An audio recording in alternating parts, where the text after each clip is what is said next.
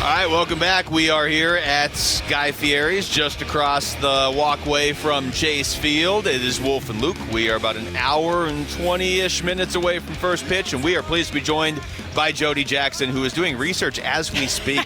Jody, this just proves my point that you're always doing baseball research. There's so much research to be had, and yet part of me today reading all this, I'm looking at Ranger Suarez's breakdown against the Braves and what he does. But part of me is like, you know what, honestly, in order for the D-backs to win this game, it's going to have to go off script. It's going to have to be against the grain. It's going to have to be something that surprises us, and that happens in the postseason quite often. So I'm excited for that. See, that is the crazy part about this, Jody. I feel exactly the same way. Like, you know, the road less traveled. That's the Diamondback way for the most part right now. And when you think about it, okay, you got Zach Gallen right there, right? Okay, but he's pretty good right there. And then you got Merrill Kelly, the same thing, co-aces, if you will. They both kind of got roughed up a little bit right there, right, against the Phillies. Wouldn't it just be like the Diamondbacks where this rookie, Brandon Pfaadt, takes the ball and goes out and gives them an opportunity to actually win a game? I could see that. And it did cross my mind, too, because, look, Zach got hit. Merrill did pretty well, you know, but it got away. And you didn't, you know, it's 3-0. You're not scoring. And it got away. Brandon Pfaadt, it struck me today. They've only had 2 home games so far, right? We haven't had this one yet, but he took the ball in that one against the Dodgers. Yes. He didn't pitch real deep into the game, but he did what was asked of him. And he can be comfortable here already. I'll tell you what, and you're on the quiet end of this place. It's packed out there. And it's nuts. It's nuts out there, which is awesome. But being down on the field, and I was talking to Tori, a couple players, everybody looks comfortable. They look calm, on the outside at least, okay? And it was 12 o'clock, but it's good to be home. It's good for Brandon Pfaadt to be here and home. I'm sure Zach Gallen and Merrill Kelly would have loved to be here. Would like to pitch one home game especially, at some point. You know, Zach has seemed more comfortable at home all year. You know, Merrill's been fine. And then for Brandon Pfaadt, I think it's going to be big for him to be here. But you're right, Wolf, and I almost see, like, if they end up winning this game, you'll look and see, hey, they had the first 2 home games of this postseason, and Brandon Pfaadt was out there. And how great is that for next year, too? I know we're not worried about next year right now. I know we're worried about today. I was like, it's a taboo word next year, but it is. It's a good thing for him, but it's going to be great today, hopefully, to help win the game. Well, especially because you mentioned it. I mean, the only other home playoff game they've had, he pitched, and it was against the Dodgers, and it was a big game, and they won the game, and he was not a small part of that. We all talk about the 4 home runs in 1 inning because that was historic, and it was electric in that building, but he gave him 4 1/3 scoreless, and I can't help but wonder, Jody, how maybe that could carry over to today, because I know he's pitching against a red-hot Philly lineup, but at least he's not in Philadelphia as a rookie, and he's never pitched a playoff game. He's already pitched 2 playoff games somehow. Yeah, and, you know, the Phillies lineup, you can only hope that being here in a different place, that they are not as comfortable, right? And that they're not going to slug the way that they've been slugging. And I read something about, I think it was highest OPS in the postseason. The other one's like 1932 Yankees. So, yes, so far this postseason, the Phillies are historic, okay? They are historic as far as their slugging. That could change today, okay? That's got to change with Brandon Pfaadt executing, and I'm sure you guys have broken all this down. Yes, he has to execute his pitches. And he does throw fastballs, right? And they like to hit. I'm sorry, it's reality, right? Thank you, Jody.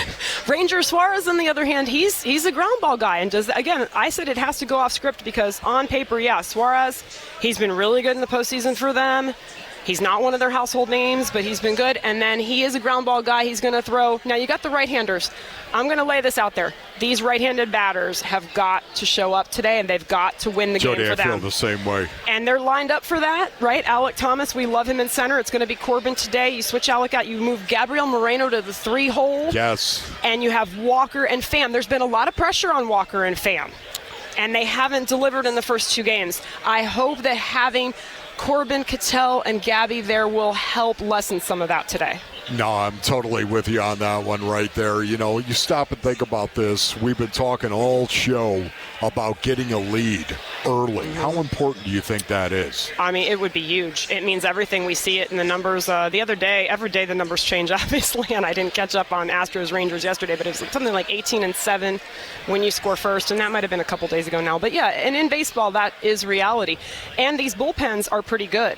So look, if you can rough up the starter, if you get a lead and then the bullpen comes in, they did that well in every other series. And so hopefully coming home, they can get back to their formula a little bit better. Jody Jackson's here joining us. Rick Guy Fieri's. Jody, it feels, and correct me if you've noticed differently, but it feels like the perception is kind of like, oh, well, they got blown out in Game 2. I guess the series is over. And I understand. They're in a tough spot. They're down 2-0. Probably more than anything, it's that Philly's playing so well.